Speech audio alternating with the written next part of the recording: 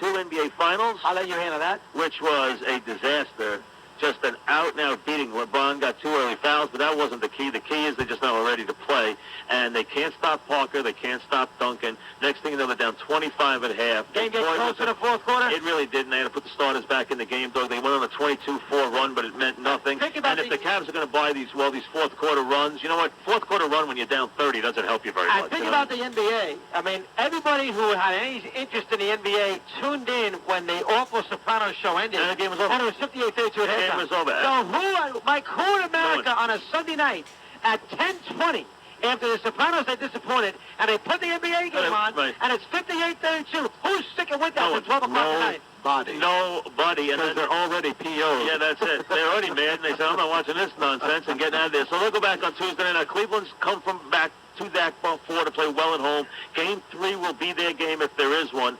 But let's put that aside for a second, because give Dog a second here, Charles. Yep. Nadal and Federer. Oh. And here's what I take last night, Dog. And I'm not sure Dog thought Federer would win. I think he thought it was kind of a pick 'em. I thought horses for courses. Nadal's got to prove he can lose there before I'm going to pick against him. Nadal, Dog, physically imposing, and a big win for him. Yep. And a very tough loss. And Federer did not even talk to NBC after the match. So bad job. Federer was actually that ticked off after this defeat. Yeah, give us a minute on the French Open. Well, first off, Mike, I was crushed. So if I was crushed, I know your dog loves Federer. I can see how he was. And he wanted to have a Grand Slam this summer. Wimbledon, Forest Hills, U.S. Open. And he wanted to come and have a chance at Louis Armstrong to go for a Grand Slam this year. Was this not the event that could have sealed in a lot of minds whether or not Federer was the best of all? Yeah, absolutely. Yes. And so that question is at least left wide. And Doug, what you noticed yesterday, and maybe it was just the way it occurred yesterday, watching it, and Doug called me during the match. Here's the thing. Nadal is just such a superior athlete. He's strong. Yeah. He's quick. He's like a cat. He's got big muscles. He jumps on. He's just physically. He makes Federer seem almost a finesse player compared to his power. He's a good-looking athlete, Nadal. Mike, I think 2 things about the match. I think the first thing he just kind of hit on. I think the world, especially the non-tennis world, woke up to realizing how good Nadal is. No question. What kind of athlete he is. Now, listen, Nadal's got to pay it off, too, because he's got to win a Grand Slam outside of the French Open. No question. If he wants to be more than just a marginalized guy. Absolutely. And now, he did get to the Wimbledon final last year, had a great tournament, and he played well in the final. Right now, he's like a Pinata, right? Because he can beat Borg at the French Open, and he can beat Federer at the French Open. But Pinata never won a French Open. Now, he's won 3. I thought Pinata won 2. He beat Borg on the way. Oh, I don't think he won 2. I don't think he did. I have to look that up, but I don't think he did. Oh, I thought he won 2. I'm sorry. I thought Pinata won. Borg played 8 French Opens. He lost 2 of them, and the 2 of them he lost, not finals. Lost to in the tournament. Oh, and he didn't win it? I don't think he finished off by winning the tournament, but we can double-check that, because I'm not positive. I'm not positive about that. But, I mean, quickly on Federer, quickly. Number 1, Mike hit around the head. He shouldn't have blown off NBC. I was shocked he did. He never does that. And he has a rep for being a classy. And he was good in the post-game. Right. He was very good in the post-game. He was elegant. Yeah, he was excellent. absolutely. On the court, I mean the post-game after the match. That's what I'm saying. Yeah. On the court, he spoke French, if you saw that. Yeah. So he did good there, but he blew off NBC, which I couldn't understand. Now, here's the thing about Federer. First off, he played better this year than he did last year. So the idea that he did not play is wrong. He played, it was a better match. He played better. Had a break point in the 4th set. He had break points all over the place. He played better tennis. Now, he waffled a bit. He didn't serve and volley enough. He didn't come to the net enough. And he made too many errors. But he played better. So that's the first thing. So, and Mike, the first thing is what Mike said about Nadal. We put that aside. Second thing is Federer played better than he did the last couple of years. Third thing, and Mike and I were discussing this earlier, Mike was on top of this match, so give him credit. Now, I really only, I watched the first and the last. Well, that's what I had to say. And Patrick McEnroe made the same point Mike did, so that tells you Mike's on the right frame. I have a different take. Mike felt that the first set was huge. Everybody's going to go back to this first set now and that's the way you lost the match. Right. Because Federer's up 3-2. Right. He's got all these break points. He doesn't cash in. If he wins one of those break points off and Nadal's serve, he's up 4-2. He's serving in 4-2 first set. He's going to go up a set. No, I don't know anything, but that's what I thought. I thought the match was over right there. So he goes up a set, and all of a sudden he gets a little something going, and he puts a little hole in Nadal's psyche as he beat him in Hamburg 3 weeks ago. You can make all that point. The thing I would say about that is he won the first set last year and then lost 3 straight sets. So he won the first set last year and lost. So I don't know if he would have won the first set this year. He would have. Here's what I say about that. He is mentally the underdog in this thing, and what he did was he reinforced Nadal and took that Hamburg thing out You could take He's that. like, I'm here. This is my place. And Federer had everything going his way, and boom, it turned on a dime. And when he won that first set, I said, he's not beating this kid here. That was what I took from it. Mike took it from a karma standpoint. Okay, the bad karma, here we go again. He's not going to win this match. And that's very fair. I could see people saying that. I thought a more important segment of the match was late second, early third. He wins the second set, plays well in the second set. He's serving very well, 80% first serves, doing a nice job. He's got 3 or 4 break points at 3-5. Nadal serving at 3-5 second set. You say, what's the big deal? He can serve out the set. You don't need to win that game. If you win that game, you start the third. First off, you break him twice in a set, which is a positive. He serves 81%. But if you win that game, you start serving in the third set. He's on a roll serving, away he goes. Instead, he does not win the game. He's got a hold to win the set. And you always want to start serving in these finals. You want to start serving the set because it's harder, more pressure on your serve if you're serving to stay even than if you're serving to stay ahead. There's a big psychological difference. Yeah, I know. So he doesn't win. He loses. He wins the second set, but Nadal wins the first game, third set, and automatically, okay, the second set's erased. He's back ahead again, and Federer has a bad service game. Before you know it, Mike, he's down 2-0 in a break in the third set. So, as Mike always says, top of the first inning, you score 3 runs. You got to make that stick in the bottom of the first inning. Federer did not make it stick in the second set. So I thought that was as significant as what Mike thought as far as the first set is concerned. So what you have is no Grand Slam, and what you have now is what tennis needs now is they need Nadal to be good enough now to challenge him in the other tournaments. That would actually create a real, competition at the top, because otherwise Federer wins everything else, and Nadal wins the French Open. Is the way tennis is now. So it's boring because that's exactly what happens every year. I think you're right. And, tennis is a lot like horse racing in the last few years. Horse racing tries to pay off that Triple Crown, and horse racing fans are bummed when the Smarty Joneses and those horses don't win that Belmont. Yep. And the tennis fan is bummed when the Federer last 3 years in a row, trying to win a Grand Slam, can't win a French Open. Because it would help the sport. Like the horse. Yep. It's very similar to the way the Belmont, when they got the 2 horses, the one horse who's won the 2, Mike, it's a very similar circumstance. A lot of people thought he could win it this year, and as far as the Belmont, the filly wins, which it was a Belmont where there was no pre-race excitement. The crowd was minuscule. But 46 now, but the race was a great race. Yeah, this is a great race, and the we'll filly, get that in a minute. and the filly won, which will absolutely energize the sport the rest of the year. If she keeps competing against the males, and it sounds like she just may do that, she's a very, very good filly. The colt looked her in the eye, and she beat him to the wire. That was a terrific race. Great call by Durkin. Battle of the Sexes. Durkin did a good job. Very well done. He bounced back after that bad sickness. Very exciting race. And did I mention that the Yankees won? Oh, stop. Did I mention that the Yankees? We'll come back and maybe we'll break a little of that down. The Yankees now, I think, have won 6 straight. Have they put together a string like this? No, don't you start. And the 14 is down 9. I got 9 years with the big guy. We have not even hit We have not even hit summer yet. And did I mention that the Yankees won? Oh, God. We're back. Here's Carlin's update. First, right? No, take your time out. Break first. We'll come back. You're listening to Mike and the Mad Dog on Sports Radio 66 WFAN. Flying out of New York can be a gamble. You never know if you're going to get stuck on the Hutch or the Whitestone or the Van Wyck. Can you make it from long-term Lot 3 to Terminal B in time to catch a flight? Who knows? When you get there, will you even have time for a cup of coffee? Probably not. But for lots of people, there's a better option. Bradley International Airport, just a few minutes north of Hartford. When you go to Bradley, there are no bridges, no tolls, no tunnels, and more often than not, no traffic. While the other guy is sitting bumper to bumper, you can park in an on-site lot, catch up on the business using free wireless internet access, dive into the sports section, or even have a sit-down dinner. Bradley offers non-stop service to over 39 U.S. destinations like Phoenix, Vegas, Denver, L.A., even Puerto Rico. And starting July 1st, you can fly directly to Amsterdam, where you can connect to cities throughout Europe, Africa, India, and the Middle East. So next time you fly, go easy. Go Bradley. An adventurer must be prepared for everything.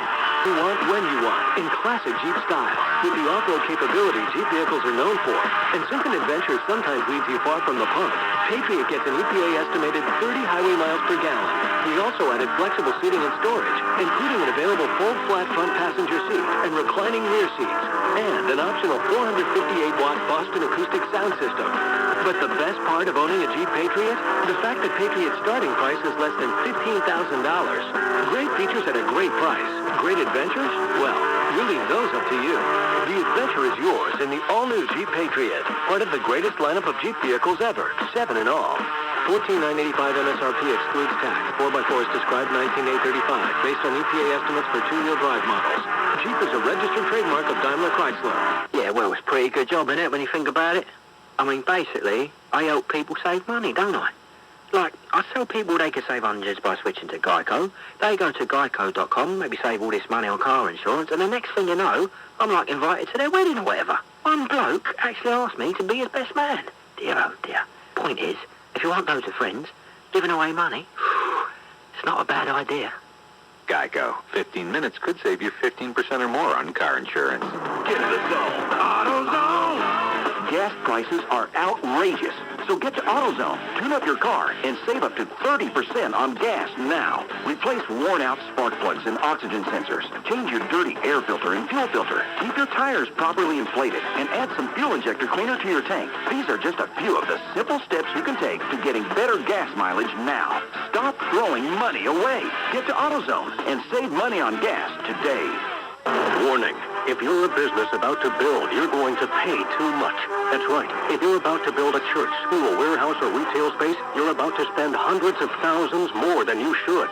How do we know? We're General Steel, and nobody builds quality pre-engineered steel buildings, saving you up to half the cost and half the time of conventional construction. To prove it, we'll even send you information absolutely free. It's valuable data you must see, and it's yours free when you call 1-800-600-2719. At General Steel, we build top-quality pre-engineered steel buildings in your choice of sizes and styles, all with a 50-year warranty, wrapped in exteriors of stucco, stone, or brick. If you're in business and ready to build, don't pay too much. See how to get more building for your money. Call General Steel right now for your free information and put up your new building in up to half the time and half the cost. Call 1-800-600-2719. That's 1-800-600-2719. 1-800-600-2719. Beware of the dog, Mike and the Mad Dog, on Sports Radio, 63 WFAN. Hope we have a little life today, Mike, from Mr. Collin, because I've been hearing about the stale trite that he's been delivering. Oh, The stale trite. he got caught in collateral fire with my feud, particularly with the homely one over there at the Daily News. who figures now, I'm going to attack because he didn't like the nice things we said about him. We've been all over him, yes. Yeah, and he's going to keep getting it, too, because we could care what he says. Here's what we know about broadcasting. You can't, we can. That's basically all you need to know. Come on, Mike. You played. That was very sharp. All right, here's Colin's update. We'll come back, have some fun with him in a little while. Just take it away here at 6:35. All right, guys. Sports is sponsored by Bradley International Airport. Go easy. Go Bradley. Now 6 straight wins for the Yankees. 9 of 11. 13-6 over the Pirates. Thanks to A-Rod with a big day. Swung on, hit high in the air to right. That ball is high. Good as far. It is gone!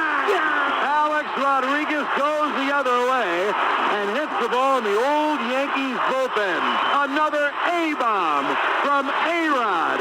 And the Yankees have taken a 10-6 lead. Now it's I didn't hear it. Can I hear that again? I have my headset off. Sure, Mike, in case you didn't hear it, here it is. This is Alex's second home run of the day. Swung on, hit high in the air to right. That ball is high. Good as far. It is gone! Alex Rodriguez goes the other way and hits the ball in the old Yankees bullpen. Another A-bomb from A-Rod. And the Yankees have taken a 10-6 lead. Didn't he have one earlier in the game, Con? Mike, as a matter of fact, he did. Swung on, there it goes to deep left. It is high, it is far, it is gone! Alexander Rodriguez has hit a 3-run home run in the lower deck and left. An A-bomb from A-Rod. A 3-run blast. And the Yankees now take an 8-6 lead. Oh, he was flying. Now the Yankees are flying, too, Chris. Huh? How about Thank God they can't play the Pirates. Too bad they can't play the Pirates another 40 times in a row. Can the Pirates stay around for another couple of weeks? I hear them as an over, Mike. Yeah, you and me both. That was your special, though.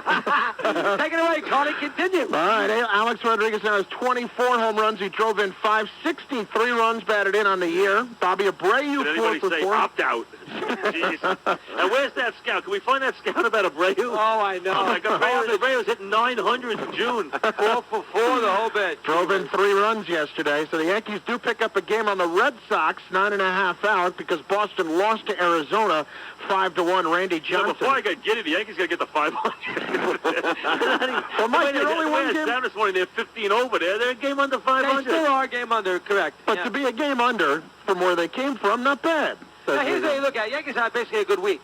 They had a good game because think about it this way. Last Saturday night, you were about to throw the TV set in the, you were about to throw the TV set. And from that point to 8 days ago, they've done a nice job. On May 29th, they were 14.5 out. 14.5 out. May 29th. June was 11th, June 12th. June 11th, the morning of June 11th, they've picked up 5 games in the loss. That makes you happy, right? Con, you're a big Yankee fan. Oh, I love it. Love every minute of it. You guys have little faith. Just remember the words that David Chase left us with. Don't stop believing. Oh, God, I gotta hear that. And also back up the truck. Those aren't the words. Those aren't the words that David Chase left us with. These are the words. You are screwed. I thought the words he left us. Fools. You fools. I thought the words. Watch this radius. You morons. I thought the words he left us was, "I'll be back with for more of your cash." No, there's no question That's got about something to do that. with it, too. All right, Con, you may continue. The Mets got drilled by the Tigers 15-7. Brandon Inge homered and drove in 5. Tom Glavine 9 runs in 4 1/3 So innings. much for me killing Sheffield, dog. He hasn't been out in about 3 weeks. Oh, he's done a great job. That's it, isn't it? 281. Another home run like for him. 100. He's got 17 home runs. Yeah, he's done a good job. I got a good offense. It's hard to beat the Tigers with those lefties, man. The righty hitters are tough. 43 RBIs. He's Yeah, had a great year. He's doing well. And the Mets, And the Mets got you know, the murdered. amazing thing is the Mets lose 7-9. No one's anything in the standings. Yeah, well, I know, 2.5, right? With the Braves, they won last night, 2.5. Go ahead, Con, I'm sorry. No problem at all. 3rd straight series loss for the Mets as they head to Los Don't let us Angeles. get in your way, Con. Don't worry about it. Don't worry about it. On the scoreboard yesterday, in 12, the Reds beat the Indians 1-0. Also, the Cardinals with a 9-6 win over the Angels yesterday. Pujols with a couple of more home runs. Yep. They're going to win that division. They got murdered over the weekend. I know, but they're going to win that Angels killed division. The Brewers a shot. Rockies 6. Brewers a shot. I think they are. I think they ought to. Brewers won, yes. They had the Brewers win that game, Con. They got a 3-run homer from Jeff Jenkins, as a matter of fact, in the top of the After 12th that inning. Texas win the night I know. before, when they got 4 runs off Cardero, I think 2 outs. I tell you right now, I actually think the Redbirds are going to come back and win that division. It's not only 4 games behind. Not impossible. The Redbirds. Can you win a division and be under 500? Yeah, absolutely. We know one thing. Texas is not catching the Angels. Is that correct, Con? That would be correct, yes. There you go. As Dog would say, it's over now. Yes, it is over now. Yes, it is. You know what Tony had the best night last night? Parker. Do you have that score for us, Con? Had 30 points, Mike, as the Spurs up 2 games to none, 103-92. The Cavs did cut it to 8 with 5 minutes left, but that was about as close as they came. And the 3rd straight championship for Rafael Nadal at the French Open, beat Federer in 4 sets. 60 unforced errors for Roger Federer in that match. And that's sports. I'm Chris Carlin. Thank God. All right, Con, we do the... You're listening to Mike and the Mad Dog on Sports Radio 66 WFAN. Sorry about that, Lewis. The best half a buck you can spend in New York, no contest. The Daily News. Nowhere else can you get great columnists like Lupica and Michael Daly. A sports section that's won more awards any other New York paper. The hottest gossip by Russian Malloy and a priceless sports cartoon by the legendary Bill Gallo. Only the Daily News brings you the news of your neighborhood, your world, your New York. Get the Daily News. It's the best half a buck you can spend in New York. And it's a daily top video searches update brought to you by Trubio. Exactly how it should have ended, because that's how there was no surprise there. That's how the Sopranos have been for years. Yeah, disappointing. Yeah, but what we're saying today, though, you take the episode just as a regular Sopranos episode, it sucked. Yeah. It was very lazy. Last week was great. That Bobby Bacala shooting scene, you finally saw it, right? Yeah. How great was It's that? fantastic, and it showed you what the rest of the episodes, how crappy they are, because that one was so good. Yeah. That one was action-packed. They should have peppered a bunch of episodes like that in. Get some new guys, have you build up a relationship with them, and then have them get killed or kill people. You know, just something. I'm embarrassed for myself that I got off the couch and actually got on my knees in front of the TV like, oh, here it is. Here it is. I got to like get I said close about a and half see. hour ago. Well, I heard the final episode's in a diner. Here it is. Here it is. I'm sitting there in bed, and then every little thing that's happened, you're getting all excited and you're getting like butterflies going, oh, here it comes. Here's the Oh, big, my God. finally the ending. Here's what everyone's going to be talking about. And now, stay tuned for what? John from Next on HBO, John from Cincinnati. Yeah, okay. So Cincinnati, John's coming in to kill him. What happened? Right. What? John from... No? It's over? No. I even sat through the credits waiting for like one of those Ferris Bueller things. Yeah. It's over. That's what I Come did, on, shut too. it off. I thought something was going to happen. I was halfway through John from Cincinnati going, no, they're definitely going to go back to it. They got to go back This to is it. a new marketing thing HBO's doing. Yeah, I thought they were going to pull one of those things where everybody was going to wake up and go, that sucked. Dude, you didn't stick through the credits. Dude, you didn't see the credits and said go to HBO.com for the real Oh, ending? man, you Oh, it was missed it. hidden in between the music credits. Oh, it was a bloodbath. Oh, my God. I was stupid enough that when AJ walked into the diner, I'm like, oh, it's going to be AJ. Here it is. Oh, my God, it's He's going just to going be to AJ. pull out a gun and shoot him right between the eyes. It would have been Nothing. more of a climax if Tony was on his way to the dentist and he twisted his ankle. Do you realize You're right. That would have been more of a climax. that would have been some sort of injury? You'd have been like, ooh, now his mouth is hurting and his ankle hurts. And all- Poor guy. And all of a sudden, Carmine is snitching. They don't even tell you his arrest. All of a sudden, like, is Carmine snitch? Who cares? Yeah. Hey, Let him snitch. Hey, Lisa from West Palm, this is great, because I did the same thing. Go ahead, Lisa. Oh, yeah. I've never in my life analyzed a Journey song so deeply. I was like, the movie never ends. It'll go on and on and on and on. What do they mean by that? Yeah, it goes on and on. I felt like that stupid Seinfeld episode when they were analyzing the song. Yeah. Oh, which one was that? where they were- Witchy Woman. Yeah. Was that it? What? Witchy Woman? No, they were just analyzing the song. No, they didn't analyze that song. I just had it in my head, too, and lost it. Yeah, someone will come up with it. But, Lisa, you're so right. On Broadway. And then I'm like, wait, Yeah, that's it. what's the next part of the song from Journey? Maybe that just solves everything. I felt like an idiot. It goes on and on and on. Downtown, that was it.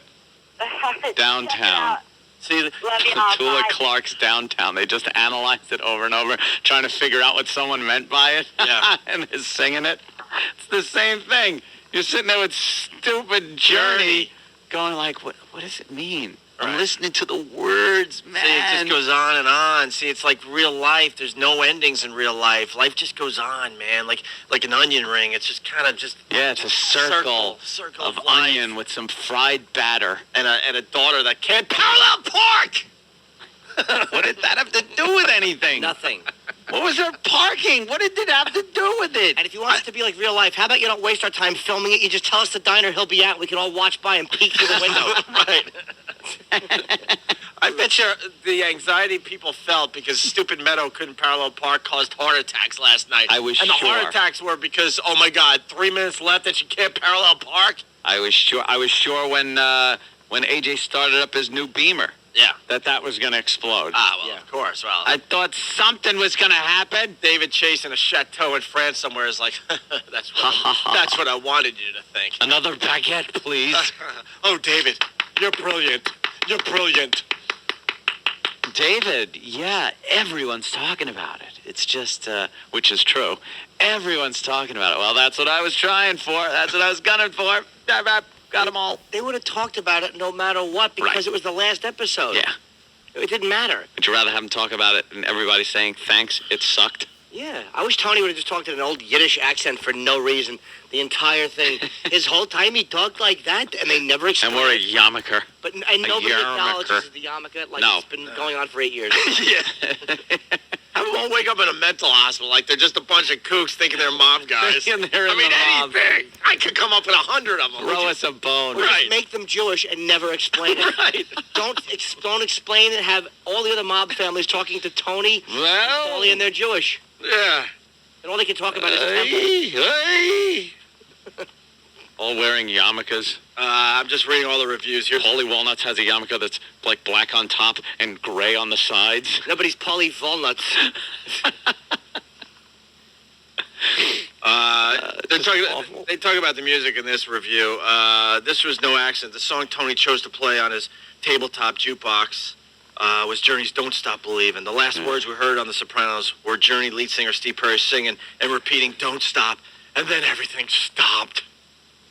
And then he writes, music has been the only clue to where Chase was heading with this ending. Earlier in the episode, AJ and his high school girlfriend, who never got naked, at least give us that. Yeah. We're listening appreciatively to Bob Dylan's "It's All Right, Ma, I'm Only Bleeding," including a line of dialogue that Chase clearly took to heart. "I got nothing, Ma, to live up to." What's more, the final episode opened to the instrumental strains of an old Vanilla Fudge cover, "You Keep Me Hanging On." No doubt another defiant song choice by Chase. No, it wasn't defiant. What? It wasn't defiant. How is that defiant? These idiots are reading into something that the way that ended was the way you cut a home video, a wedding video. You put music to it, you go, the words match up the screen. Not when you're ending one of the biggest TV series in the history of television. Yeah. You don't do it with some cheeseball song lyric tie-in. Like I said a little earlier, David Chase reminded me why I gave up on The Sopranos about 2 seasons ago. And you know, a lot of people gave up on The Sopranos. The numbers were way, way down until the last 2 episodes. You Keep Me Hanging On, no doubt another defiant choice by Chase. And last week, he even prefigured things by having the Bada Bing girls dancing topless to the Doors when the music's over. When the music's over, Jim Morrison sings, "Turn out the lights." Last night, to put a final punctuation to The Sopranos, that's exactly how Chase ended things. Oh. What ass wrote that? Just trying to... David Buccolini, or however you say his dumb name. I don't care. I hope he backs over his own face with a lawnmower, that Buccolini. I hate him. But, yeah, it didn't matter what songs he played. Any song would have been overanalyzed. It didn't matter. Who cared about the music? I can put my own stupid thing. I can go on my Mac and do my own little program which puts music to it. That's not how you end The Sopranos. Yeah, Dennis in New York. Dennis. Hey, guys. Good morning. Hey. First of all, Jimmy, you're a genius. The way that show's ridiculous. The way they ended 6 Feet Under was done so much better. And actually, I appreciated watching the show after the end of it. I never saw 6 Feet Under. They, what do they, fast forward a few decades or something like that? I didn't see it. Yeah. I didn't see that one. They did something, I forget, because that wasn't a show I watched regularly, but what did they do there?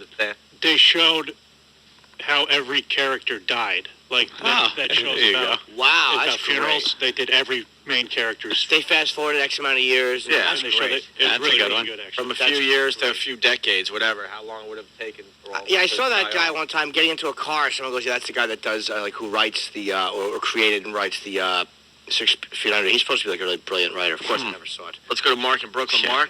Hi, I thought the show totally sucked. Everything you guys said is correct. I think people who watch TV want to see drama, not reality, and this is perfect proof that the reality behind Mob, what you see on television, is more interesting than what David Chase wrote. Well, like they were just saying, and I think was making the point of Opie was how great it would be if other things ended with no climax. Yeah. Like, why have a climax if you want to be such a brilliant guy? Yeah, The Godfather, the whole scene where Michael goes in and shoots McCluskey and the Turk. He goes into the bathroom, he comes out, looks at him, sits down, and they eat onion rings, and then the screen just goes black. Or the big moment in that scene is when Michael grabs for his chest and he goes, Captain McCluskey, do you have a Tums? My agita is really bothering me from all the sauce. You got it, kid. Gives him a Tums. Yeah. And then they chit-chat about the game. Somebody drops a meatball on the floor and it thuds, and they all laugh. Let's go to Mike in Moonachie. Hey, guys, how you doing this Mike morning? from Moonachie. Hey. By the way, we got Frank Vincent after the break. All right. It's the only good thing about the episode, and we're not just saying that because he's calling the show. That was a really good scene, Great man. scene. Let's go to Mike. What's up? That was the biggest waste of an hour of my life last night. They should have wrote in David Chase and whacked him on the show. Yeah, well, the New York papers, I would love to see what the rest of the papers are doing this morning, but the New York papers, one wacky ending, as in... A whack. Whack. Nice. How's the Italian food here? Not too good. Let's go somewhere else. Let's get out of here. Let's grab some. It's a little fattening. Let's go to a vegetarian, vegan place down the street. Yeah. Do you know where one is, Lou? Yeah. Nice work, Lou. Or if he said, how's the Italian food? And Slotzer said, I wouldn't know. I'm a raw foodist. I only eat vegetables. And then Michael and him talk about that. And then... A day after. He didn't even need any prompting. A day later. Here's what he already hints that there could be a movie. when he said never say never, here's what it says to me. What's that? Screenplay's done. It's already out there. A lot of people have it. Gandolfini has it for sure. And movie's not even probably 2 to 3 years away. Now, Chase said some other things here. He would not interpret the end of the show. Nobody discussed the ending. Well, really? Yeah. No one could. Here's some things he did say about that. He said that during the 21-month hiatus between seasons 5 and 6, he said HBO chairman Chris Albrecht came to him after season 5 and suggested coming up with some kind of conclusion to the series. Chase agreed on one condition, that I get a long break. Okay? That was supposed to occur last year. He basically said last year was supposed to be the last year, then midway through last year they decided they needed to have 9 more episodes. If that had been last season, the Vito storyline would not have been so important, he says. Much of the final season has featured Tony bullying, killing, or otherwise alienating members of his inner circle, blah, blah, blah. Here's Chase. From my perspective, nothing different about Tony in this season than there ever was. Tony, to me, that's Tony. Okay? Chase had an ambivalent relationship with his fans, particularly the bloodthirsty, whacking crowd who seemed to be in tune only for a chance to get someone's head blown off. So he was reluctant to fill last week's episode, The Blue Comet, with so many vivid death scenes, but he did. I'm the #1 fan of gangster movies, Chase said. Martin Scorsese has no greater devotee than me. Like everyone else, I go partly for the betrayals, the retributions, the swift justice, but what you come to realize when you do a series is you could be killing straw men all day long. Those murders only have meaning when you've invested story in them. Otherwise, you might as well be watching Cleaver, as he put it, which obviously was something that was part of the show. Right. On the selection of Journey's Don't Stop Believing as the song, it didn't take much time at all to pick it, but there was a lot of conversation after the fact. I did something I've never done before. In the location van with the crew, I was saying, what do you think? When I said, Don't Stop Believing, people went, what? Oh, my God. I said, I know. Just give a listen. And little by little, people started coming around, okay? Whether viewers will have a similar delayed reaction to the finale, Chase doesn't know. I hear some people are very angry. Others are not, which is what I expected. He said he's relaxing in France, and then he'll try to make some movies. It's been the greatest career experience of my life, he said. There's nothing more on TV that I could say or want to say. Here's some other things that Chase pointed out about the finale and the final season. After all the speculation that Agent Harris might turn on Tony, instead we saw that Harris had... After all the speculation that Agent Harris might turn Tony, instead what we saw was Harris basically cheering. We're going to win this thing, when learning of Phil's demise. Here's Chase. This was based on an actual case of an FBI agent who got a little too partisan and exciting during the Colombo Wars of the 70s, says Chase. Speaking of Harris, Chase had no problem with the never revealing, if anything, about the terror. To me, this feels very real. The majority of these suspects, it's very hard for anybody to know what these people are doing. I don't even think that Harris might know who they are. That was the sort of the point of it. Who knows if they are terrorists or what? There's a fear with living right now. As for the apocryphal story repeated to me, unfortunately, that Fox, when The Sopranos was in development, Chase wanted to have Tony help the FBI catch terrorists. He said that wasn't true. What I said was if I had done it at Fox, Tony would have been a gangster by day and helping the FBI by night. But we weren't there long enough for anyone to make that suggestion. That's if it had been a regular TV show. Yeah. I spent the last couple of weeks racking my brain around a theory supplied by a reader that the 9 episodes this season were each supposed to represent one of the 9 circles of hell from Dante's The Divine Comedy. Told of this theory, Chase laughed and said, no. Since Butchie was introduced as the guy who was pushing Phil to take out Tony, why did he turn on Phil and negotiate a peace with Tony? I think Butch was an intelligent guy, Chase said. He began to see that there was no need for it, that Phil's feelings were all caught up in what was essentially a convoluted personal grudge.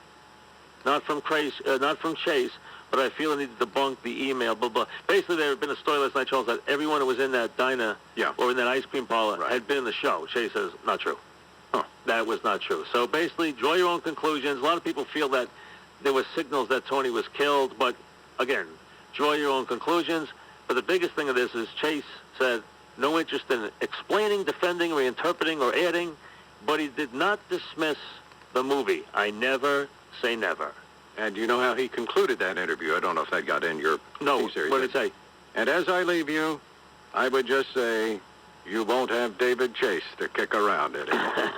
In France, get lost. Leave me alone. Let me hang out, have a little dinner, have a couple meals. Well, I'll do a Blank little piece of shopping. paper. It was the last thing. So A check for the next series. Well, just a couple of quick notes. Viewers felt so cheated. This is from the New York Post this morning.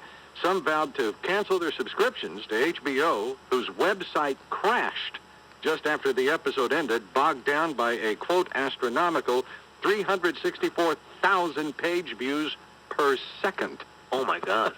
That's what people... 64,000 per second. According to an HBO rep. Oh, man. And an HBO spokesman insisted, as for possible alternative endings, that none was ever scripted. But then there are other people who were there on various sets. Who said definitely there were. They Absolutely. definitely saw different things. And Definitely, guys said they saw a different ending shot. Yeah. I had people who work in the business tell me there were different ending shots, so who knows? But, geez, 364,000 HBO page views per second immediately after that show from people saying, what the hell? Not a popular finish to the popular program, that's for sure. You're listening to Mike Francesa on Sports Radio 66 WFAN. Do you ever have one of those aha moments where something just dawns on you, like, that's what I do with that file? Well, if you have Optimum Online and Optimum Voice at home, and you own a business or run an IT department, you're about to have a serious aha moment. Okay, you already know how reliable Optimum products are. You've already been spoiled by the high speed of Optimum Online, and you've probably been enjoying the clarity and cost savings of Optimum Voice. But here comes the aha moment. Now you can get Optimum Online and Optimum Voice at work for as low as $29.95 each per month. Has it hit you yet? No? Okay. Think of how much your business pays the phone company each month for internet and phone. You could be paying up to 60% less than that with the Optimum Double Play for Business. And if you're not completely satisfied in 30 days, we'll give you your money back. Guaranteed. Oh, man, there's ahas going off all over the place. Call 800-784-4990 to sign up or visit Optimum.com for details. It's really simple. We dream. We dream of the undefeated season and of our favorite team going all the way. We dream of that first-round draft pick and the home court advantage, tailgates, home plates, and the coveted Grand Slam. Our dreams may take us to Cooperstown or Canton, to Hall of Fames or makeshift football fields where boundaries are marked only by streetlights. But whatever dream you may choose to follow, make sure you get there, because along the way, the views can be quite spectacular. Introducing the all-new 2007 Lincoln MKX, the first crossover from Lincoln. With a 265-horsepower V6 and available intelligent all-wheel drive, it's ideal for the occasional road trip to an away game. An available panoramic vista roof means there's no longer a seat with an obstructed view. And starting at just $34,795 with tax, title, license fees, and optional equipment extra, the MKX can make any garage the ultimate trophy case. See your Tri-State Lincoln Mercury dealer for their best deal on the all-new Lincoln MKX. Reason number 13 to switch to Geico. Everybody else is doing it.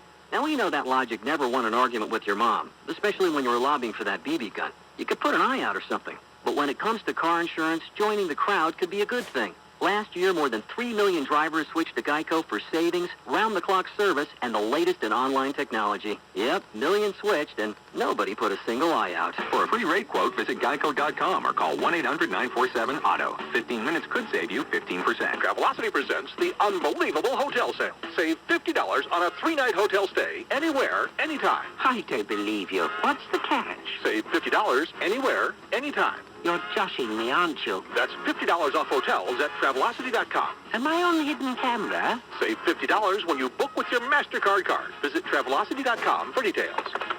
Holy stromboli. It is $50 off. Told you so. Restrictions apply. Travelocity. You'll never roam alone. Do you think you have what it takes to become a millionaire? Well, Donald Trump wants to show you how. I think we've come up with something that is going to be spectacular. Donald Trump is now offering to the public his Wealth Builder's Blueprint System, a proven system that reveals his secrets to generating incredible wealth. And because he believes so much in the power of this blueprint, Donald Trump wants to send you his powerful tape at absolutely no charge to help you get started today. Call 1-800-700-5000 5007. This blueprint is only for people who want to succeed in life, who want to become real estate gurus, who want to become millionaires and have fun doing it. You're going to learn how to be successful. You're going to learn how to make money, and once you enjoy it, you're going to be successful. This is your chance. Do you have what it takes? Call now for Donald Trump's powerful tape. There's absolutely no charge. Call 1-800-700-5007. 1-800-700-5007. 1-800-700-5007.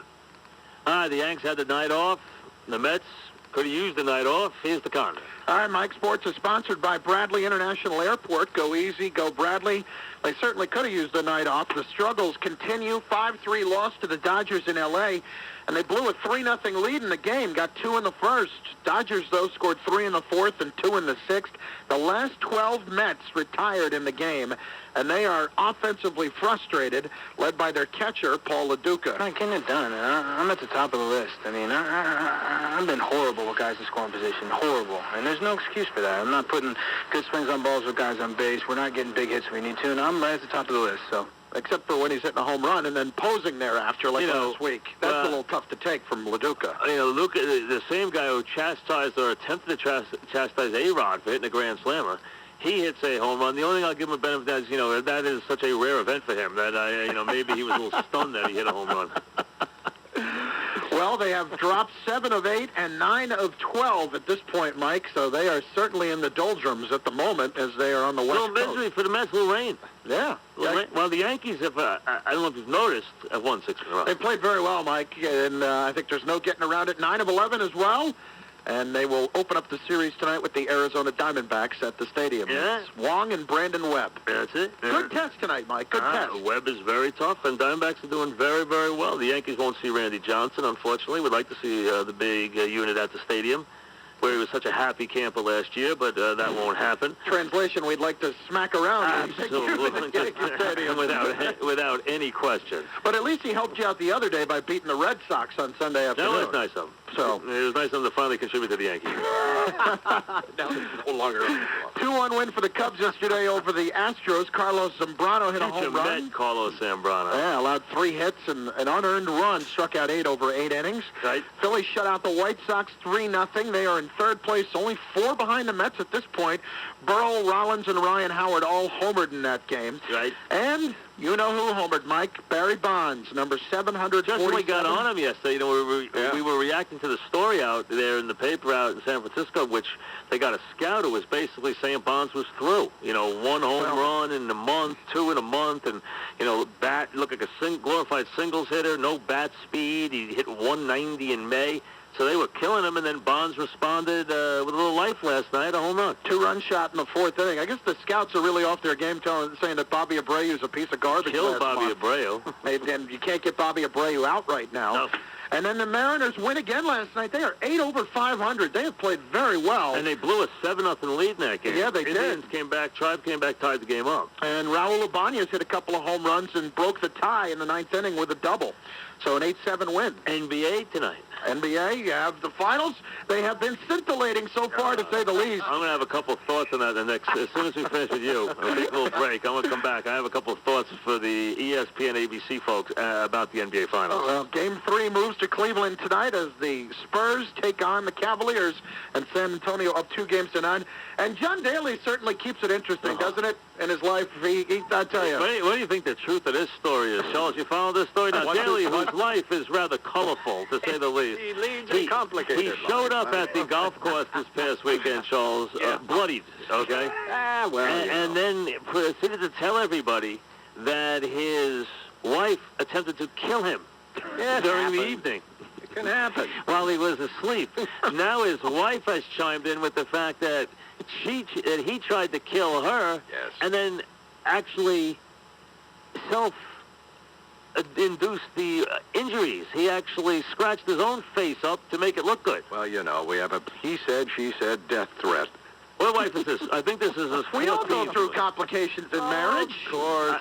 But Daly, what is this now? 14th wife? Something like that. So you think it's all rose petals strewn in your path? You think you'd know a little indication that during the courtship, who cares if she was under house arrest?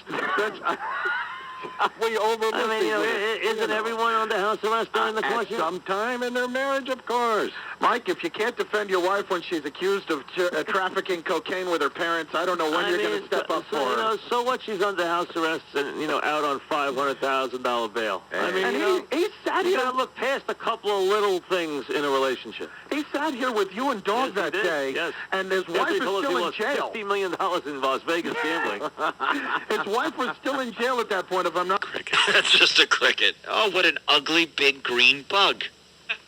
That would scare the crap out of me. I don't like big bugs like that. I don't either.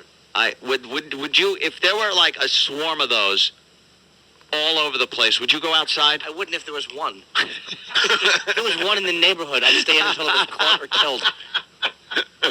All right. Hey, for the early risers, we're going to do something a little special here. Oh, by the way, Friday. Yes. After this show, we're going to be outside on the sidewalk. Yes. Might be a big day. I don't know. Friday. Might be a big day, but I'll tell you this much. Friday, we'll be out on the sidewalk after our radio show around 9 o'clock. I think you're going to want to be out there. And we're going to give away 100 tickets to the O&A Traveling Virus Comedy Tour at Jones Beach Saturday. Oh! We're going to give away 100 tickets Friday right after the show, right outside this building on 57th Street, right around 9 o'clock. 100 tickets to see the O&A Traveling Virus Comedy Show this Saturday at Jones Beach out there on Long Island. Brought to you by Bud Light. Always worth it. Bob Kelly, one of the comedians performing, will be in studio today. Also, Bob Saget. You get to see how dirty he is. Frank Caliendo with all his great impressions. You got Jim Norton, Louis C.K., Otto and George, Patrice O'Neill, Rich Voss, Stephen Lynch, Ant and I, the O&A Village, with all sorts of things going on. Oh, man, there are millions of cicadas. I mean, millions. Your windshield looks like a paintball war. It's insane. Oh, man, I didn't even think of that. When you drive your car, they just must splatter everywhere. They splatter like exploding golf balls, man. It's insane. But we love you out here in Chicago. All right, wait, Jimmy. When you say millions, where are these millions of cicadas? Well, they're mainly in all in wooded areas, like forest reserves and stuff. If you go along 94 and stuff like that, I mean, just thousands. If you're on a motorcycle, you're completely screwed. So if you're driving down 94 and does your radiator get all like clogged up? I can't imagine. Did you just go local for Chicago? Going down 94? 94. Look at you. Well, it's right by the woods. Yeah. Exactly, man. It's just your grill's completely caked, your windshield's caked. You try to hit the wipers, it's just, it's insane. So, yeah, it's pretty wild. It's got to be so nasty. Just this yellow, orange, green crap smearing across your windshield. Look, Chicago, send some pictures in. I'm not buying into this cicada thing. Millions Guaranteed, of cicadas man, all over the place. Well, thanks, guys. All right. All right, man. Where's the footage? Where is it? Here's the reality. Bill in Chicago. Bill, go ahead. Yeah, I'm driving to the airport. I've been waiting for these things to come out and kill everybody, but haven't seen them yet. Well, how could you not see him when that guy sees millions? Wow, well. I think it's like a big blow-up doll or something. I'm going to go out on a limb and say it's somewhere between millions and none. No, well, our quick survey has suggested it could be none or millions. Go to Phil. All right, let's go to Phil. Thank you, Bill. Phil? Phil in Chicago, how you doing, my friend? Phil. Gentlemen. Now what do you... Ned Ryerson, right? Ned Ryerson? Phil? Ned Ryerson? Now, Phil, you have... say it right. Phil Connor? Phil? Chicago? What's up?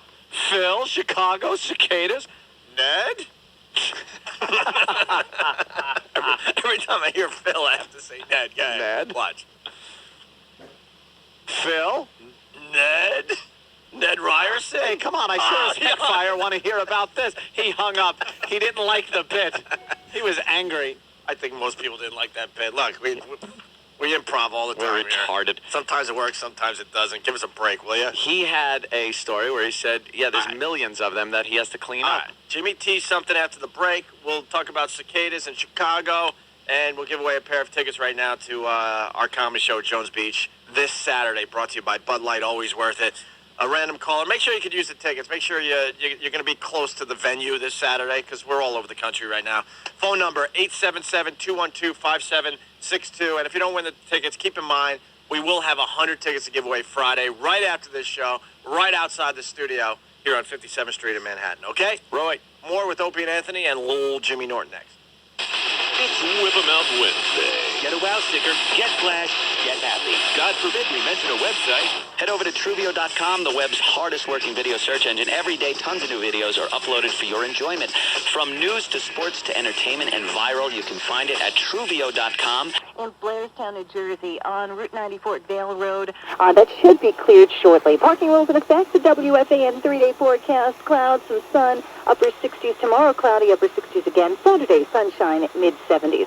57 degrees. Overcast skies in Central Park. I'm Tracy Burgess with the Tri-State Lincoln Mercury Dealers Fan Highway Patrol. Thank you, Tracy. Good morning. I'm Mike Francesa along with Charles McCord here on the Fan across the country. Mets get the day off to come back across the country and get ready for the Yankees tomorrow night and Roger Clemens, Perez and Clemens tomorrow night. 6 day games today, so the Yanks will be one of them as they try to win their 9th straight. Pettit against Davis this afternoon. It's one of those old-time days, Charles, in June. 6 day games. You like when there's a lot of day games in baseball. You like those weekday day games. You know, you like those. I've always liked those. You know, especially in the summertime. A hot day, a little 1 o'clock afternoon what it's all baseball, about. a little lemonade, you know. Out there with a Absolutely. big old stinking hot dog. And Now, here's the problem. On the way to taking over the town, the Mets forgot that it is a long trek to take the town back from the Yankees. They were, a couple of weeks ago, they were very, very much thumping out their chest as the Yankees were crawling, and they were rolling, and now things have quickly turned around. And here's the problem. Don't dump the chest too early. The Yankees have started to put it together, moved the game over 500, and now they're not just winning. Now they are just, you know, exploding, as they did last night as the hottest hitter in baseball. And I'll tell you, the numbers are getting to the inconceivable stage. They're crazy. 25-66, and last night again, and this was literally an A-bomb from A-Rod, because he hit this off the upper deck. Let's listen. The pitch is swung on. There it goes to deep left. It is high. It is far. It is gone. What a shot. Oh, did Alex hit one? Whoa. It's an A-bomb from A-Rod. A 2-run mighty Rodriguez blast. And the Yankees take a 3-1 lead. Now, en route to a 7-2 win, John Sterling did a nice job of capturing, Oh, my God, for about 3-4 the minutes. majesty of that home run last night. And it was a long one from A-Rod. They got home runs from Posada and Matsui. But the interesting thing right now is the Mets. Amazingly, Charles, you know, baseball, as everyone knows, a game of first. Strike one, you know, get the first run. Mets have scored first in 5 of their last 6 games. And? I mean, in 6 straight games, they've scored first, and they're 1-5. And what happened? It is unbelievable, and here's the big problem. They got some guys here, and they got injuries. Injury to Lou. Green just came back from an injury. Valentin just came back from an injury. Understand that. But you got some culprits in that lineup. Let's start number 1. Everyone has wanted to put the crown on Jose Reyes. Now, listen, Reyes is an enormously gifted player, but before you decide to say he is the equal of Jeter, which you were hearing a couple of weeks ago, my God, over and over again, can Reyes do it for a while? In the last 10, where the Mets are 1-9, Reyes has had no extra base hits, 2 runs batted in, and 3 runs scored over his last 10 games. No extra base hits. That's 3 runs scored from the run scored machine and 2 RBIs. You're dead. But how about Mr. Beltran, who goes very much under the radar? His last 10 games, 6 for 35, 1 RBI. What are you going to do? 1 RBI. How can you succeed? You can't. And Mr. LaDuca, who likes to be a little chirpy. Oh, yeah. Last 10 games, 1 RBI. So from Reyes, you got 2 RBIs and 3 runs scored. From Beltran, you have 1 extra base hit and 1 RBI. And from LaDuca, you have 1 RBI. Those are 3 main cogs in the lineup. And you have, from them, a grand total of 4 RBIs in your last 10 games. They're not getting on base. When they do get on base, they don't produce any runs. So, and you've had Green out of the lineup. He just got back.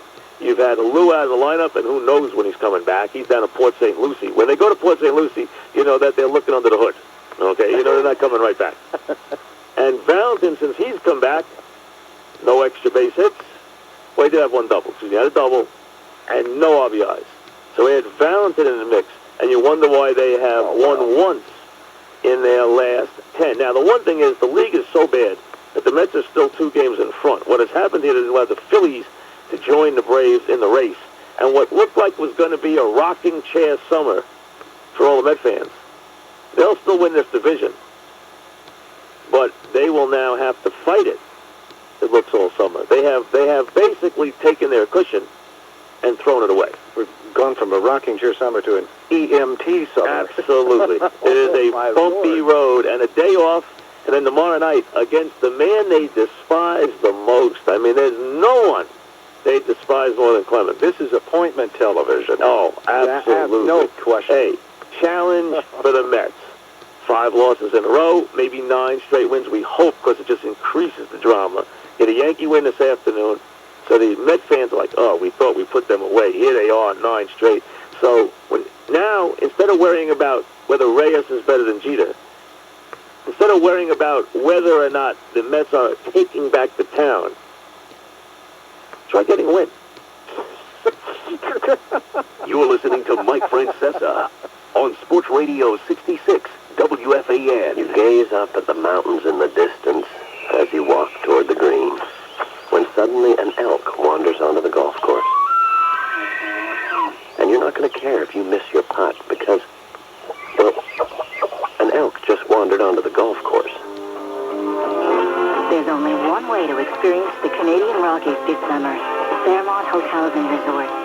Stay at the breathtaking Fairmont Banff Springs, the beautiful Fairmont Jasper Park Lodge with its rustic elegance, or the stunning Fairmont Chateau Lake Louise, and discover for yourself what makes this place so special. You dip your paddle into Lake Louise, and you realize that you are never going to forget the first time you dipped your paddle into Lake Louise.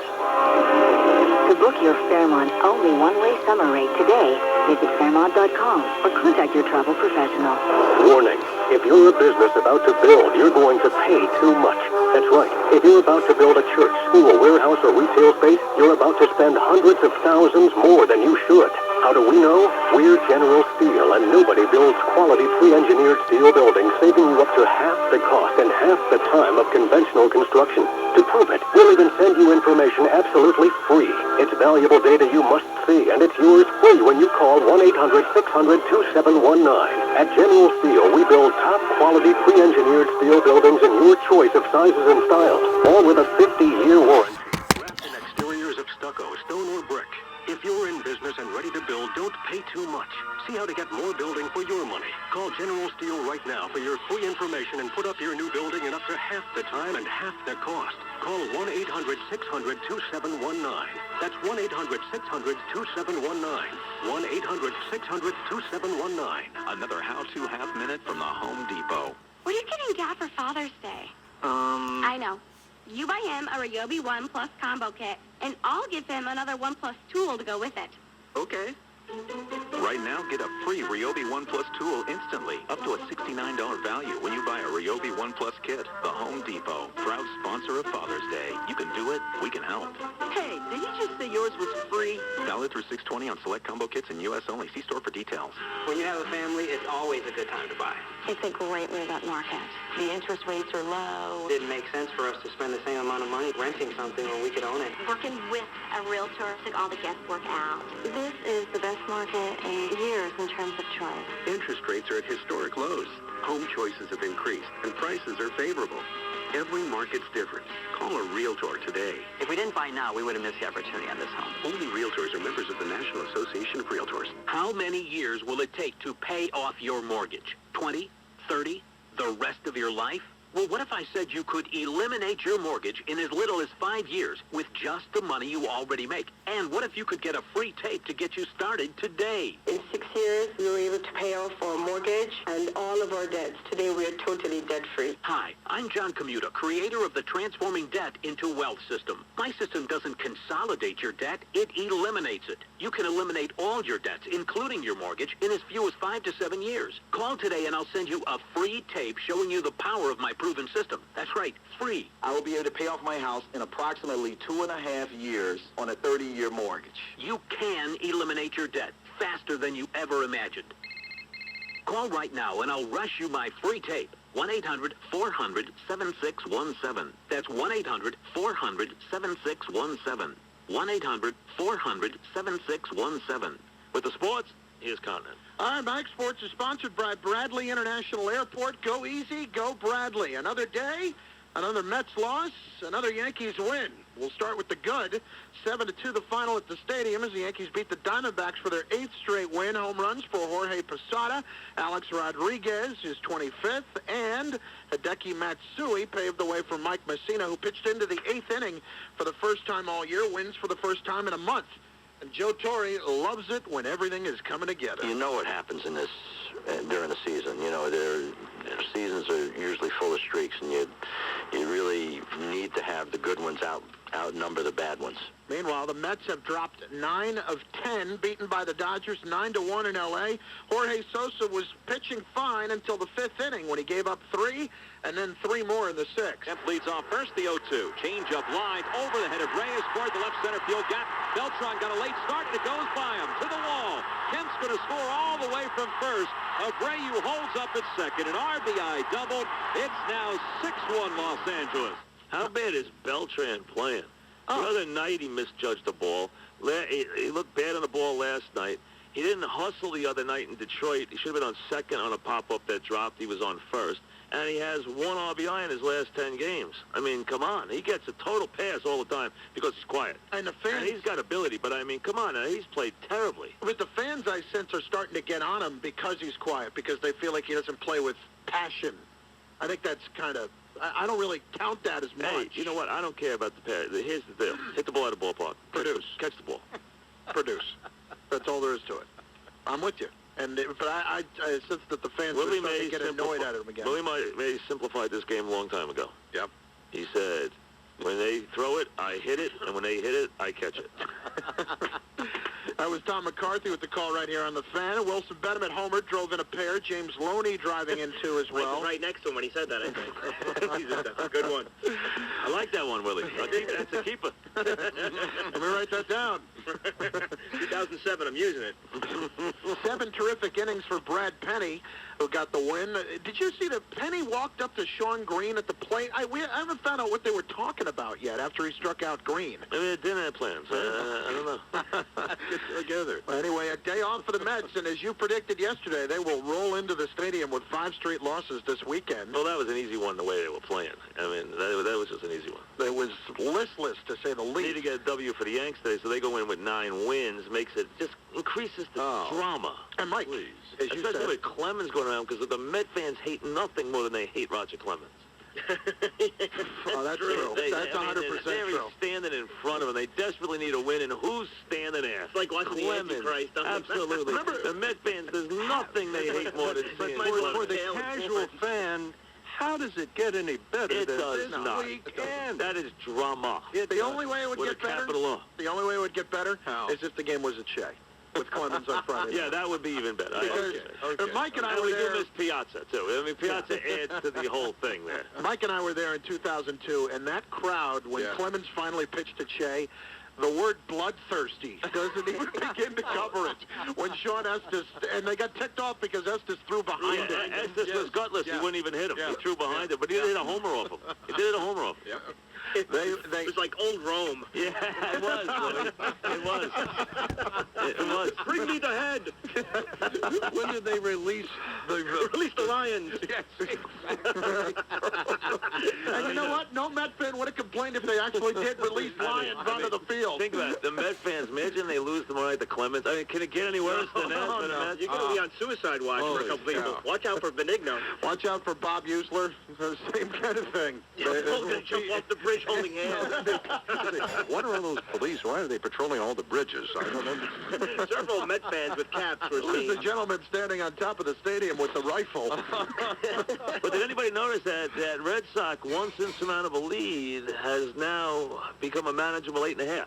Because Kurt Schilling got smacked around, gave up 6 runs, 5 of which were earned in just 5 innings.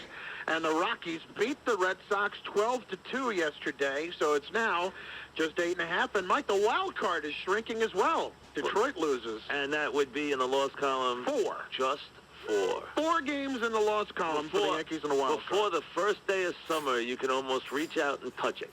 How the worm has turned. Lou's going to be sick by morning's end. That tableau. Bill Hall had a 2-run homer in the 8th inning for the Brewers' win over the Tigers. Also, the Phillies beat the White Sox 8-4 yesterday, scored 5 in the 7th. Aaron Rowand with a grand slam there. Washington in 11 beat Baltimore 9-6. Toronto over the Giants 7-4. Tim Lincecum, Mike the Phenom, got smacked around pretty good. Gave up 7 runs in 3 2/3 innings. Really? That's a shame. Ian Snell with a complete game for the Pirates as they beat the Rangers 8-1. Cleveland 7 and Florida 3. Angels continue to roll. They have won 24 of their last 33. They win 6-3 over the Reds yesterday. John Lackey, first 1 to 10 wins in the major league. If you're just penciling ahead for the weekend, just a thought to put into all the baseball fans' minds. All right. If the Yankees win today behind Pettit, and then should somehow be able to sweep the Mets, at the stroke of midnight Sunday night, the Yankees and Mets will have the same record. Oh, look at him. Now he's really looking. Look how far ahead he's looking. See, now that's unlike you. That is unlike you to get way ahead of yourself. No, I'm not. I was not saying it would happen. I was just pointing out. Just a hypothetical. Just pointing out something to maybe mark the summer with. That you could put a number up that just would be coincidental. You know, I'll let it go that it would be coincidence that the Yankees would then get to 5 over at that point. You know, because you could couch it that way. Well, that's the next goal. 5 over 500. No one would expect that to happen against the mighty Mets, but I was just pointing out a possibility. See, just one of many scenarios. Hey, you know, I am not predicting that. I'm just saying you just do a little mathematics. I know, but I'm surprised that you would even mention it. It was just something that was just a mathematical oddity. That's what. Like pie. Is that what we're calling them now? Mathematical oddities. Oh, God. Wow. Mike, did you see Dan Wheeler blew the save for the Astros yesterday and then got a shoving match with the starter from the game, Chris Sampson, who pitched 7 innings. The Astros lose to the A's. Can we all get along? 7-3. Apparently not. The A's have won 8 of 10. Minnesota shut out Atlanta 6-0. And, Chuck, the Cardinals did win 7-3. Way to go, Chucky. Yep. And how long will it take Omar to be calling the Astros about Roy Oswald? Not very long at all. About 9 o'clock this morning. 8 innings pitched, 1 hit in that game for Adam Wainwright. Yesterday, Mike, Tom Coughlin, I was out at Giants camp, and he had some interesting things to say, delivering one clear message to his team this year. We need to shut up and play. We have a couple of cuts from the coach. Let's hear. When he was discussing his thoughts on the upcoming season. Do our playing on the field, let our playing do our talking for us, and not spend so much time trying to explain who we are and where we are. And let's just play the game. You know, talk is cheap. Let's play the game. Because I think basically we talk too much. We need to play the game and let our performance do our talking for us. I mean, we are in the media capital of the world. I understand that. But by the same token, performance is the key here. So? I think it's about 2 years too late. He should have told this group to shut up a long time ago. One positive is that Tiki won't be there because he never shut up. That's very true. Now, Tiki was his best player, too, though. You got to take that into account. If they all played like Tiki, they'd be in a Super Bowl. He's very chirpy. Well, it's chirpy, because occasionally he was come often out very reflective, too. He'd have a lot to say after games. Yes. But you know what? Tiki played great, though. That's one thing. Played great for Coughlin. So do you think they will shut up and play this Not year? as long as Strahan and Shockey there because they don't know how to shut up. It's impossible. Bingo. Impossible. That's it. You're right. When they're gone, they can shut up. Those two there, they'll never shut up. You're listening to Mike Francesa on Sports Radio 66 WFAN.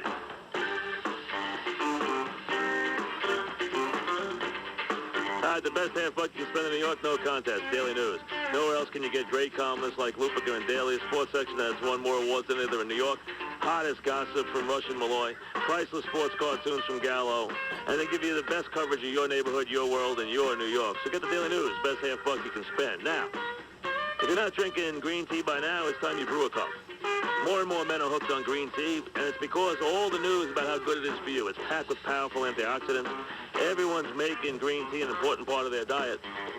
But if you're not going to drink green tea, well, then think again, you should. And if you're going to drink green tea, the place to get it is to run down to your store and get it, and get Bigelow. That's right.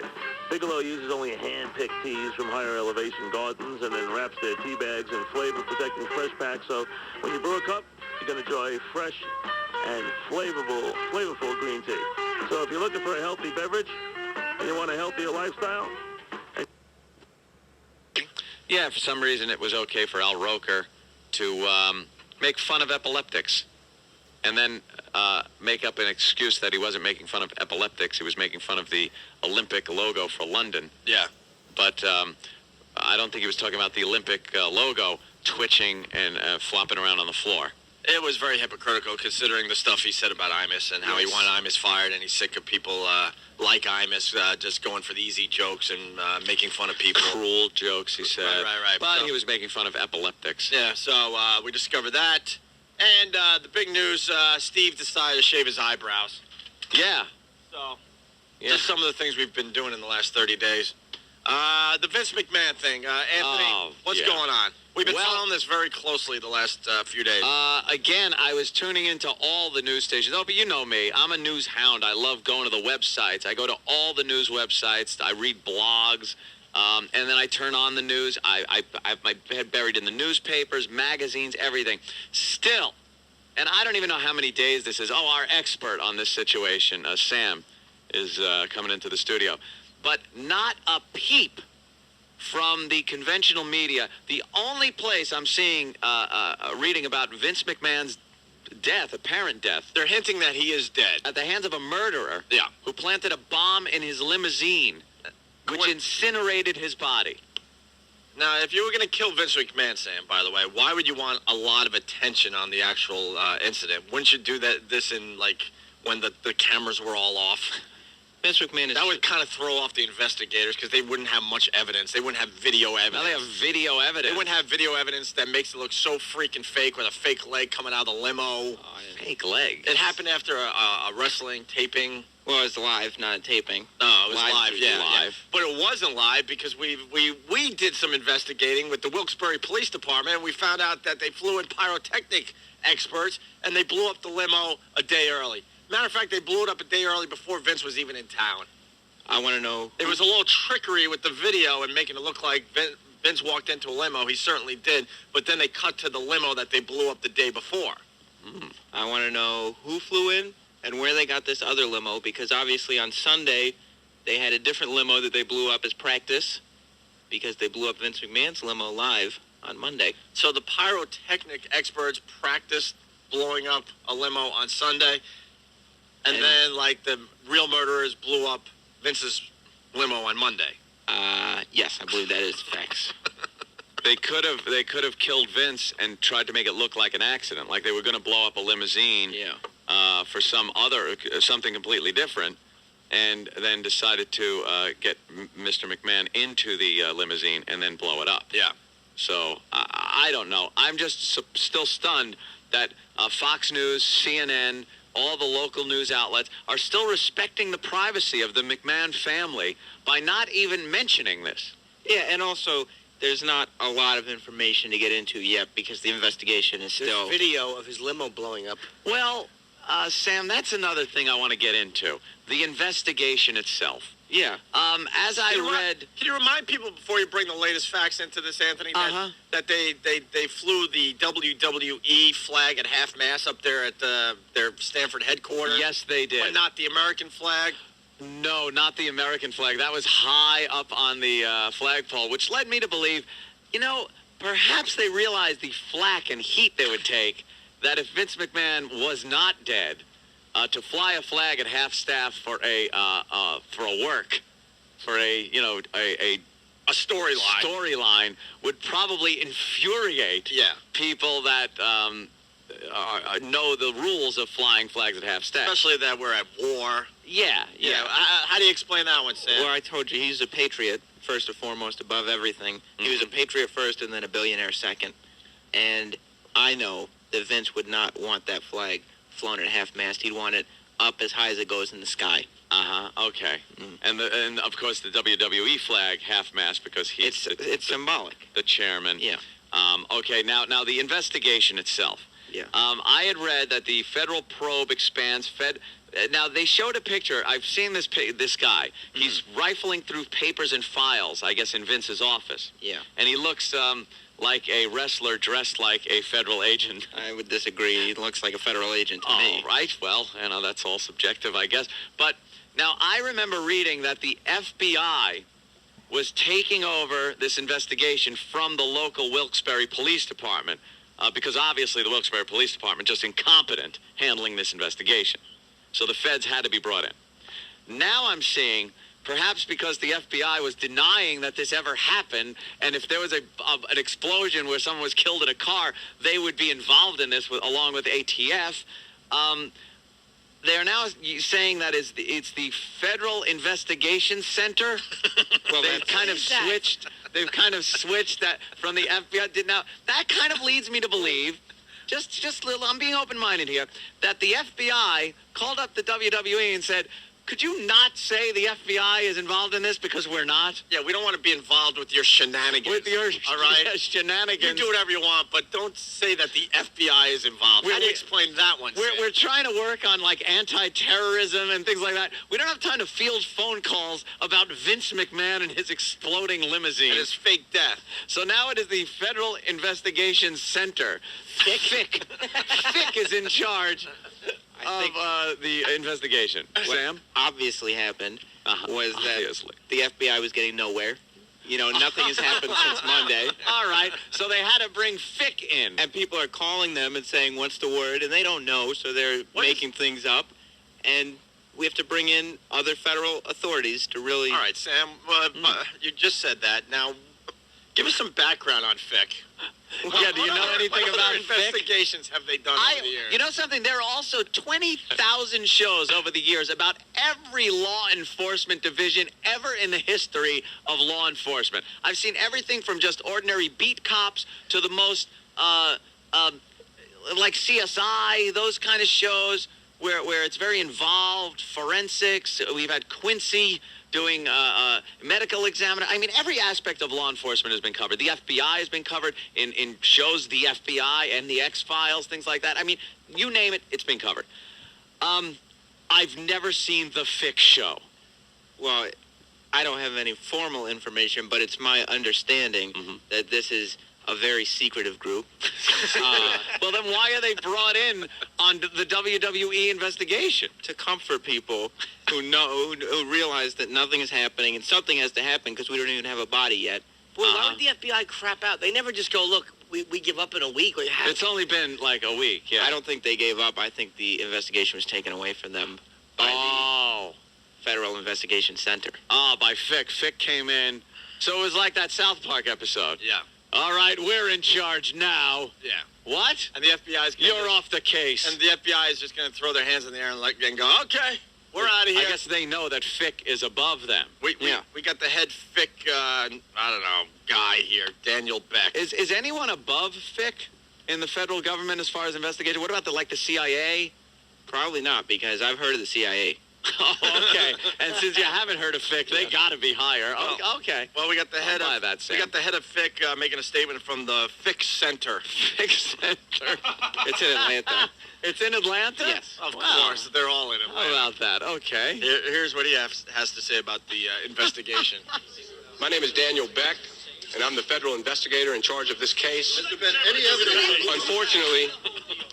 Unfortunately, this is still an open investigation. So we will not be answering any questions relating to this incident at this time. Thank you. We need answers. We need answers. What reporter We need said that? answers. Was that the media? Frustrated reporters. Well acted. I didn't realize they got Steve to play one of the reporters up there. Well, Stanford. Actually, the guys that were the reporters, somehow we're all bigger than Steve. Yeah. And we're working out. I guess, writing on with a pencil on a pad really works your biceps because these reporters were huge. They're the best of the best. Really were huge. As a matter of fact, if they lose their jobs as reporters, I think they could be wrestlers. I really think they could be wrestlers. As long as somebody's alive to hire them. Okay. I'm hearing they're looking at King Kong Bundy. Is this true? He's a possibility. He's a possibility. Yeah. Any other real solid suspects or persons of interest, as I like? Does FIC call them that? Because I know the FBI. Again, we don't know a lot about the Federal Investigation Center. They're like the Illuminati. Yeah. And why can't they find a body? Not even a piece. Yeah, nothing. Well, all the eyewitnesses talked about how extremely hot that fire was, and apparently it was so hot that his body was completely... We got the fake eyewitnesses. Well, that's not what they were described as.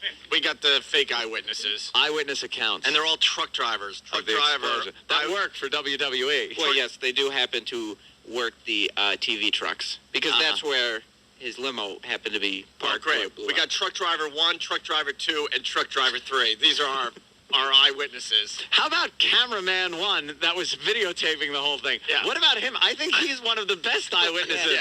Because all I hear from the truck drivers, and you'll hear in these clips, is how they felt an intense heat. Yeah. Get the interview from the cameraman, and he'll say, here's what I saw. Right. They told me to stop filming the limo after Vince McMahon got in. Then at that point, we cut to the limo that we blew up the day before. Sam, comment on the cameraman? My guess is they're probably in custody.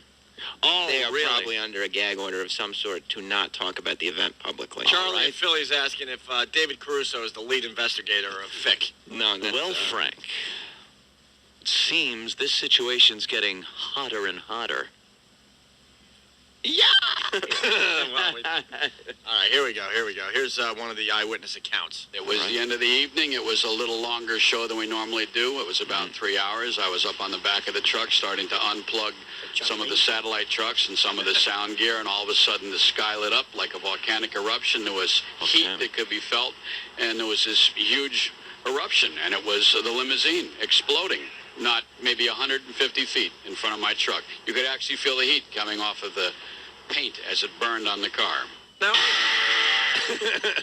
I've been studying the video for a while now, and we had Taz on the phone. Yeah. Because we're doing our own investigation. Oh, yeah. And Taz was concerned about his own car that was parked about 70 feet away from the exploding limo, right? The video I'm watching, there's not a car to be seen for about a mile.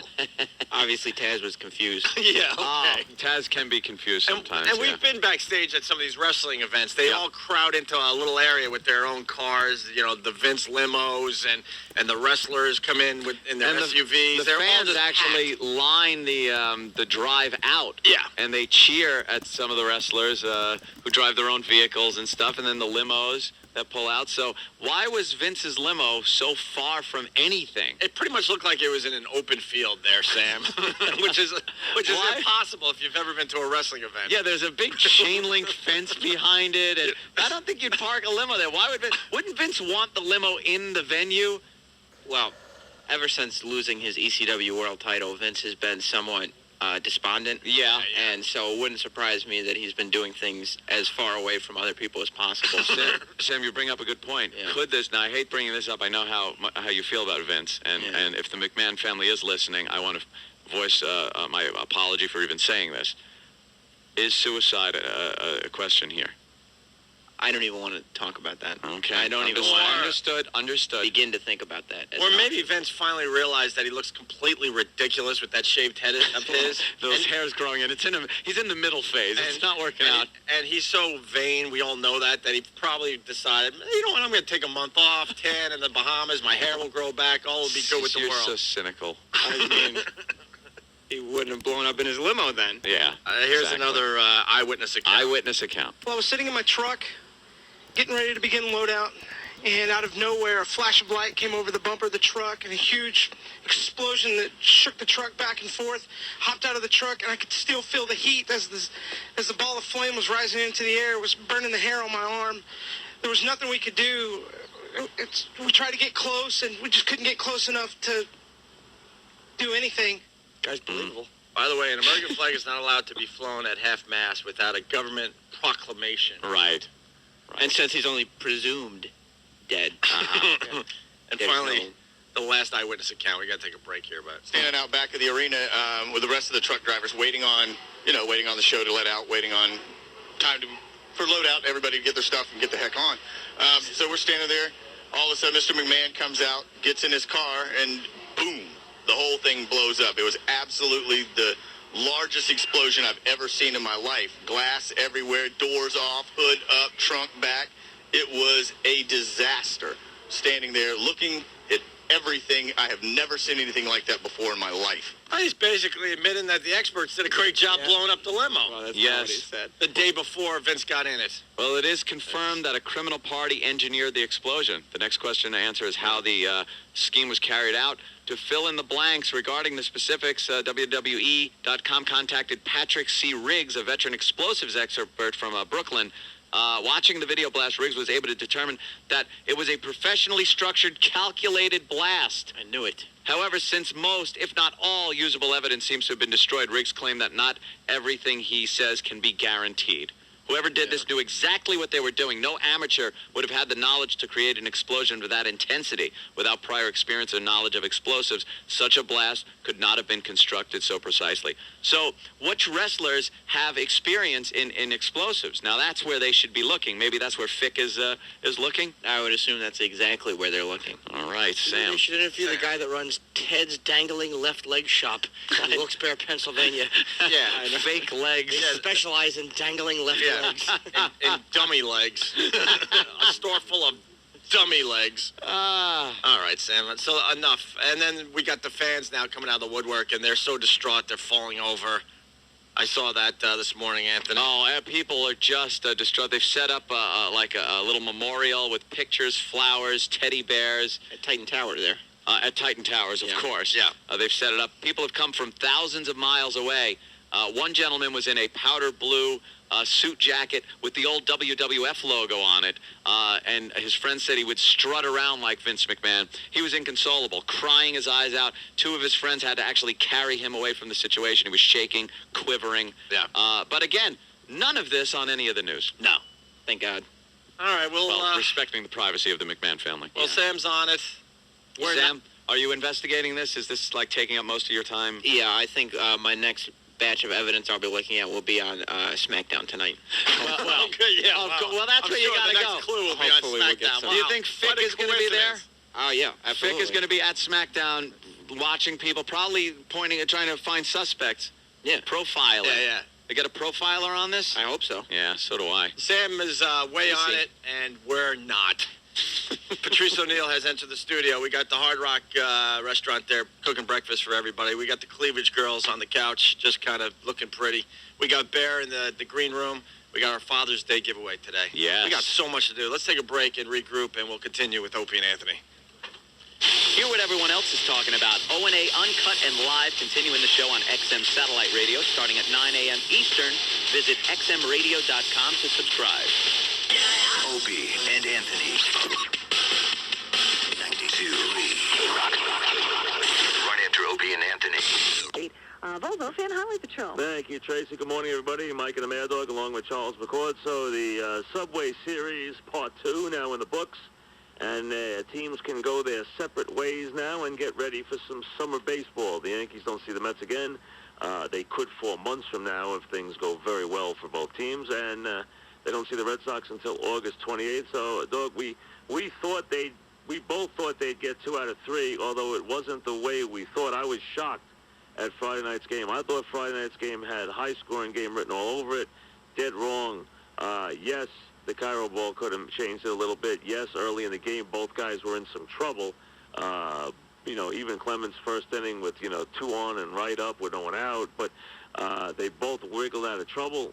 Perez, every time we expect him to have a bad game, he does nothing but throw gems against the Braves, against the Yankees. He's become very much a big game pitcher for the Mets. Mike, no doubt about it. I'm with you 100%. I thought there was no way the Yankees were not going to hit him. Don't forget they got bombed by him. They got shut out by him the first time they played. And the Met winning out Friday night, I thought there was no way the Yankees were not going to hit him again. I've been all over Perez, and I've been wrong. He's erratic at times. Even in these games he can be, but he's been very, very good for them. And he likes the big game. He pitched well. I mean, and Clemens pitched fairly well, too. Nice play by Gomez out left field. I don't know where Matsu is running. I have no idea. Some base running play. But listen, bottom line is they lost the game 2-0. Mets stopped that winning streak. But you and I picked it predicted it. There was no way the Mets were going to win this series. That's all there was to it. The Yankees came back with the two nice games on Saturday and Sunday. Last night was a matter of fact. I thought Saturday was critical was because I thought the way Wong was throwing, I thought the Yanks would be in good shape on Sunday night. I was worried about Saturday, and boy, that's a bad sign. Glavine again blowing 3 leads and giving up, too many big hits. The Yanks made him work, obviously, and took away his ability to kind of stretch the strike zone, and they beat on him pretty good, as a matter of fact. And yes, there's a negative in that game. Rivera was very bad in the 9th inning. Yeah, I didn't see the 9th He was live. very bad, dog. He tested him, and they got Beltran up in a big spot. I He know. popped him up. No, good. No, here's the question I would have. I did not see the 9th inning live, so I saw the highlights of it, but that's not the sense. Watching that 9th inning, did a Yankee fan get nervous? A little bit at the end.